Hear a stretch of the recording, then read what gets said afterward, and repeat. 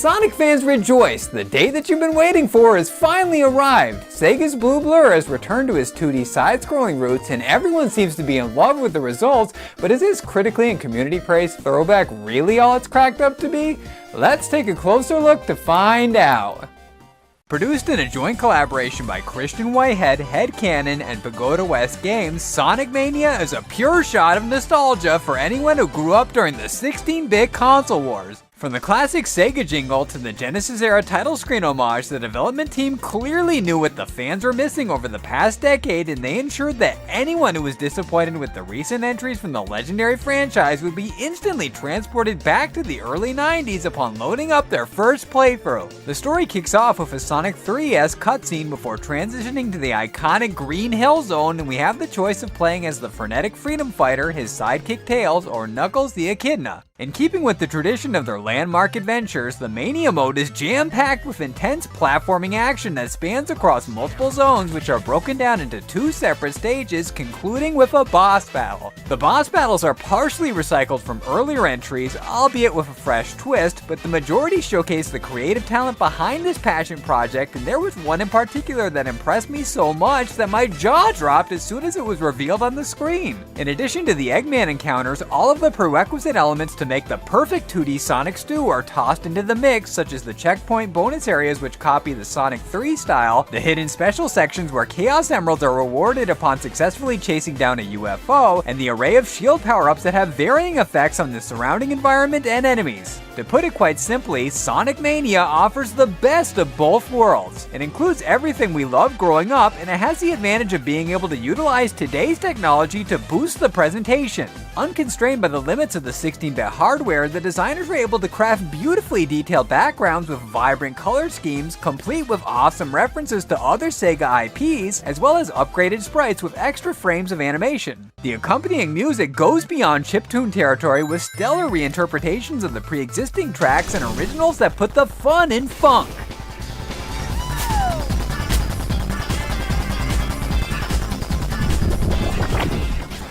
All in all, Sonic Mania lives up to the hype and is sure to please even the most disheartened series veterans, but I do have some personal issues with it.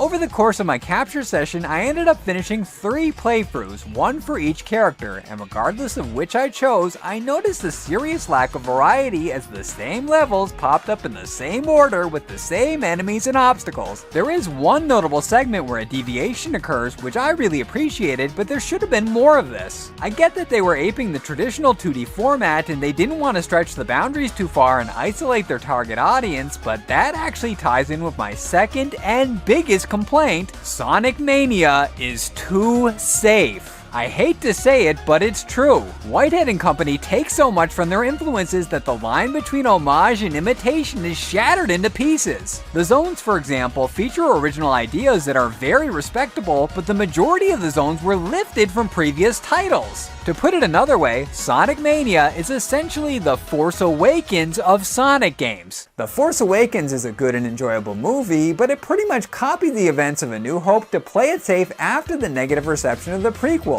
Similarly, Sonic Mania failed to take risks by going the route of being a soft reboot to appease the alienated portion of the fan base. Say what you will about the Black Knight, Secret Rings, or Unleashed, but at least they tried something new. Whether those concepts worked or not is up to the eye of the beholder, but I admire Sonic Team's efforts for experimenting outside of their comfort zone. With that said though, I don't think Sonic Mania is bad. Quite the opposite, in fact. It's a success by any definition of the word, and I definitely recommend downloading it on your console of choice, but I wish that the project leads had come up with a completely original 2D adventure. They clearly have the skills to do so, and I hope Sega gives them another chance to do just that in the future. In the meantime, I'm super excited about what's in store with Sonic Forces, and you can be sure that I'll review that as soon as it's released. Anyway, that's just my personal, slightly unpopular opinion on this highly regarded retro throwback. If you played it or plan on checking it out, let me know what you think in the comments below. Now if you'll excuse me, I have to redeem my reputation when it comes to a certain infamous Rainbow of Doom. Be sure to come back for that, but until then, this is Matt, aka Cygnus Destroyer, signing out.